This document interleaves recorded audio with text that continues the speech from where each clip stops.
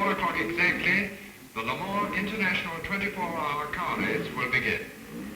This year, as you know, we are celebrating the 50th birthday of the Automobile Club de l'Ouest, the organizers of this, the world's greatest sports car race. Over 50 cars in the hands of some of the finest drivers in the world are getting ready to celebrate this half-century of mechanical progress.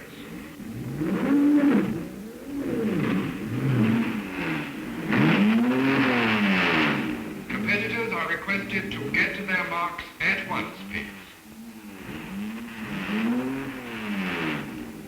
Pit scrutineers have exactly 10 minutes for their final checks.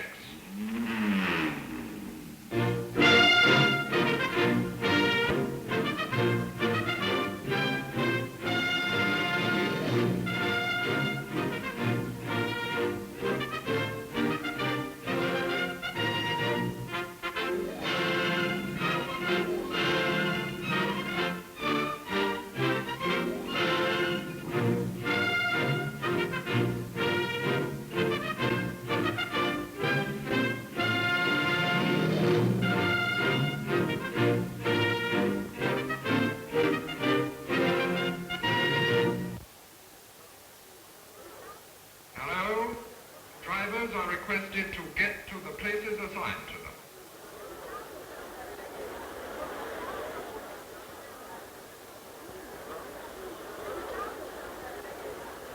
Stand by.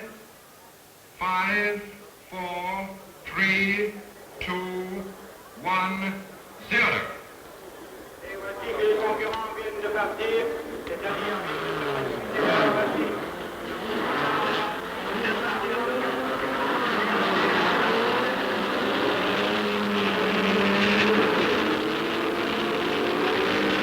They're off.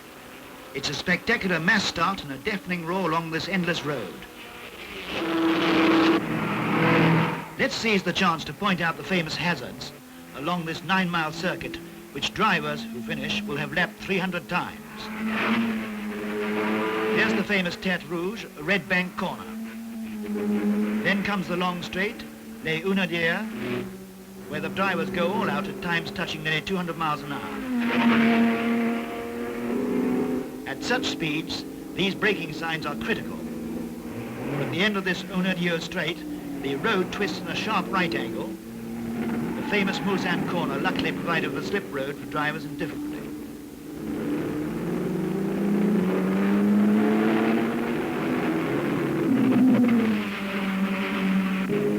Number 4 gets his Jaguar onto the circuit.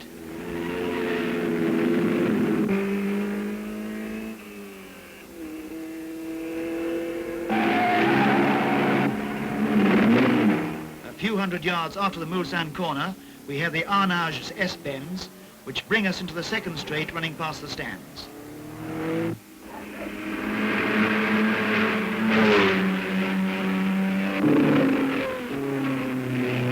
So to the completion of a lap. This 24-hour race is beginning with extremely high-speed racing, a real slugging match between the high-powered cars. Already Corrin's Ferrari has retired, and now number 7, Mike Hawthorne, and his Ferrari are in the lead, followed by number 2, Berra and his Maserati, and his teammate Sterling Moss in the number 1 Maserati. Then comes number 3, the Flockhart Bueb Jaguar, then number 4, the Duncan Hamilton Gregory Jaguar, followed by number 20, Tony Brooks and his Aston Martin.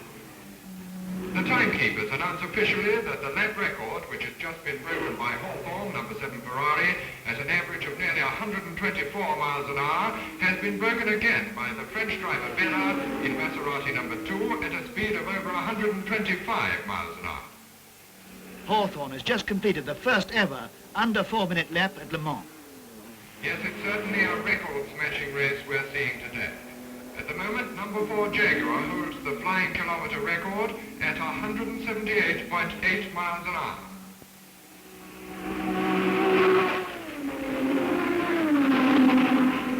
After a wheel change, which has lost him the lead, Mike Hawthorne tears off after Jean Péron.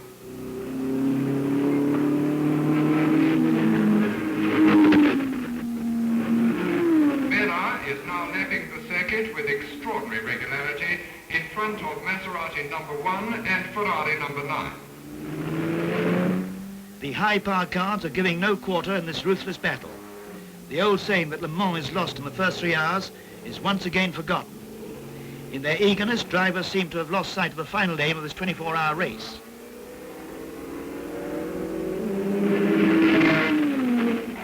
Of course, the public follows all the ups and downs, every dramatic moment, in breathless excitement. And soon we begin to wonder how long the drivers and the machines will stand up to such a pace.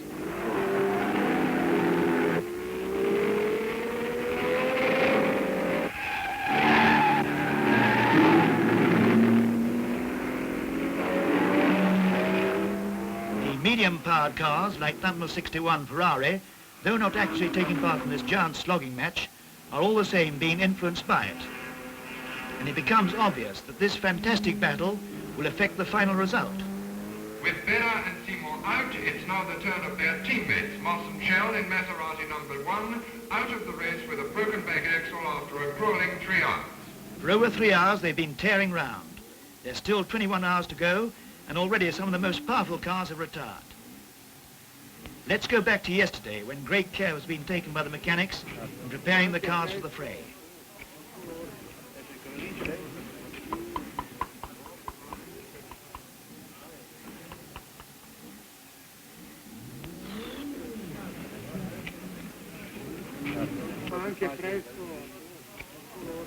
The drivers were practicing continually. There's Fangio.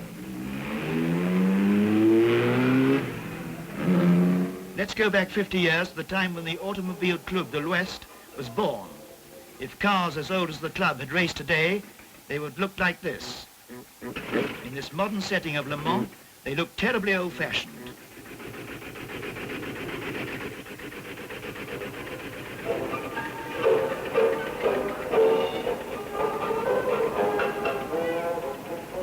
How will the racing car of today compare with the car of tomorrow?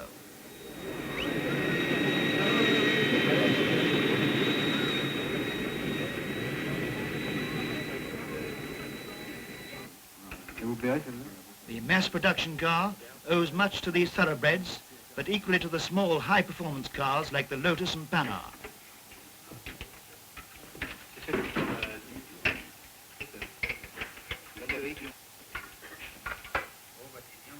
And also to the efforts of the enthusiast.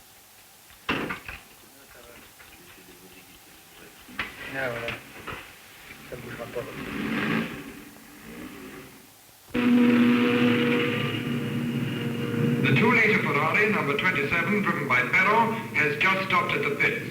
Tavano, the first driver, now takes the wheel. Jaguar number 16, entered by the Écurie Nationale Belge, which was well placed in the race, is also making a short, routine stop at the pits.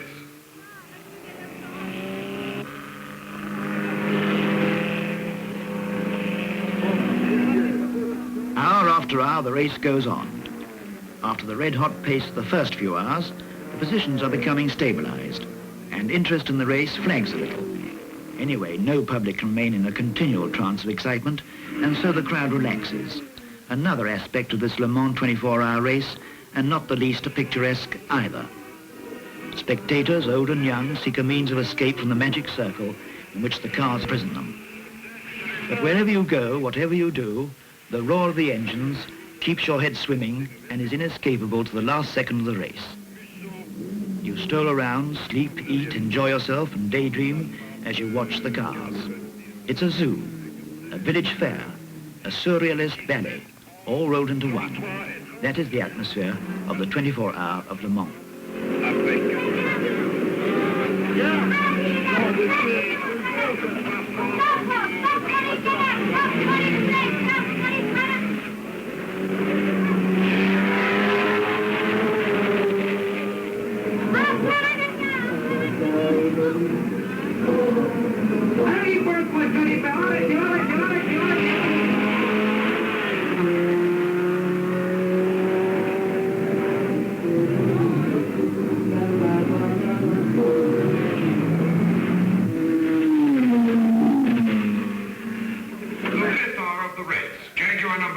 Stops at the pits for the second time. Bueb takes over from his co-driver Flockhart.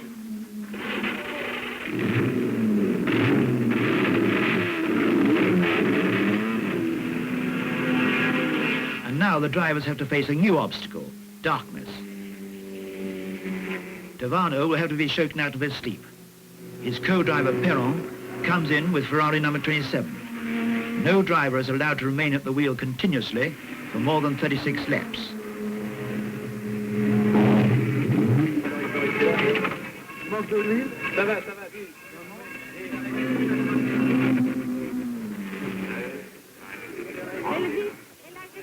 Tavano takes over.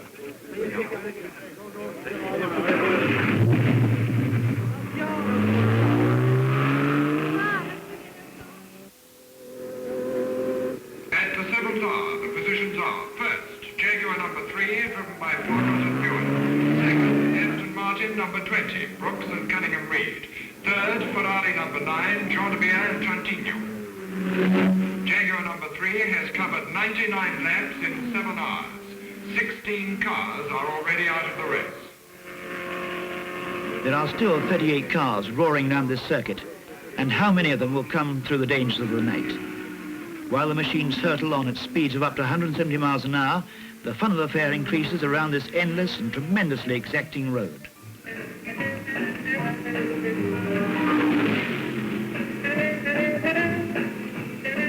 4 billets de 100 francs vous sont offerts. Activement, mesdames et messieurs, demandez faites une carrière. Appuyez sur le ballon, appuyez.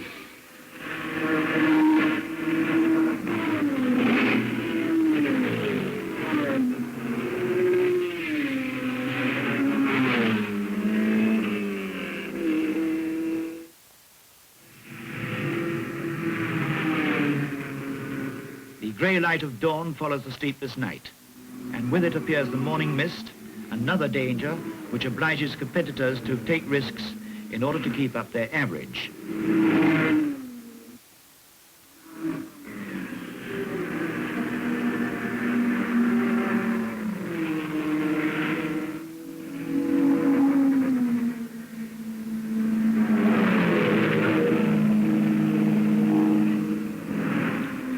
Since the night before, the Jaguars have built up a resounding lead. The 2 entered by the Écurie Écosse, numbers 3 and 15, along with 3 other privately owned Jaguars, are making the pace. 5 Jaguars on the leaderboard. Yet nobody seems to be there to applaud this unprecedented feat. The unique community of Le Mans has finally been conquered by sleep. Fatigue has beaten the crowd, just as it has beaten many of the machines, some left abandoned on the edge of the road.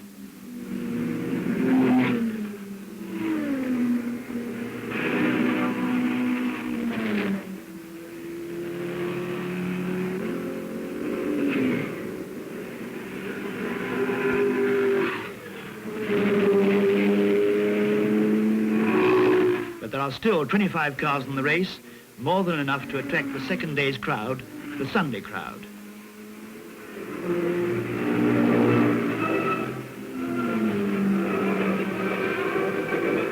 Alors n'hésitez pas, mesdames, avancez, messieurs, pour ce nouveau départ, avancez pour ce nouveau décollage. Alors avancez, avancez. Alors mesdames, alors messieurs, n'hésitez pas,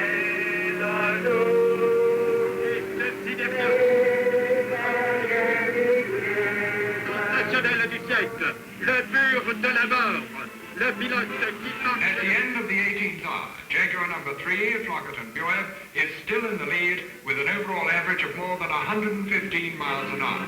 Number 3 is now 7 laps ahead of its teammate, Jaguar number 15, driven by Sanderson and Lawrence.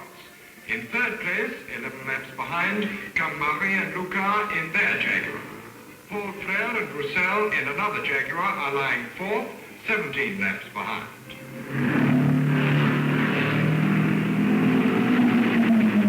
And so when the inhabitants of our mushroom town begin to feel the pangs of hunger and settle down for the biggest picnic of the year, on the track the result is a foregone conclusion.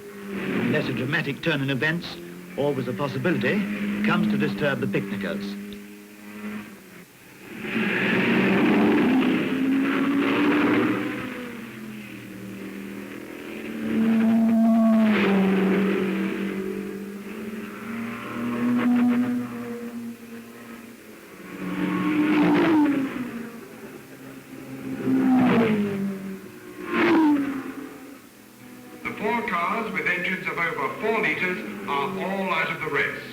Of the 10 cars between 3 and 4 litres, 6 are still in and 5 of them are Jaguars. It looks as though Jaguar cannot fail to win. Bueb gets ready to take over from his co-driver Flockhart at the wheel of Jaguar number 3, which is still leading. We must also note the remarkable performance put up by the 750 and 1100cc Lotus cars, which still lead their respective classes.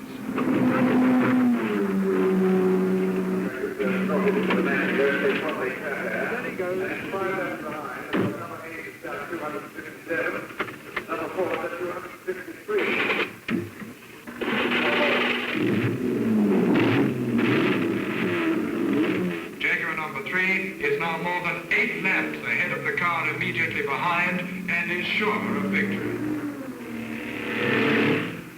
And on the Hunaudière straight, Jaguar number 3 continues on its triumphant way, victorious against time, fatigue, darkness and mist.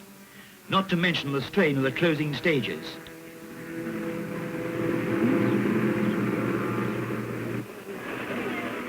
Ron Flockhart has taken over the wheel for the last time.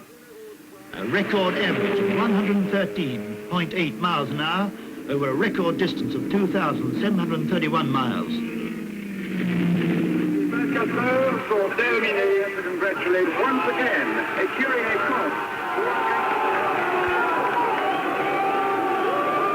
Do it again. I will go for it. Flockhart and Bueb have put their signature to this 50th anniversary race. Their victory is that of restraint and common sense. It is a lesson from which car builders and designers all over the world will profit in the future. Many congratulations. We are very, very proud. The 5th Jaguar victory and the 11th British victory at Le Mans.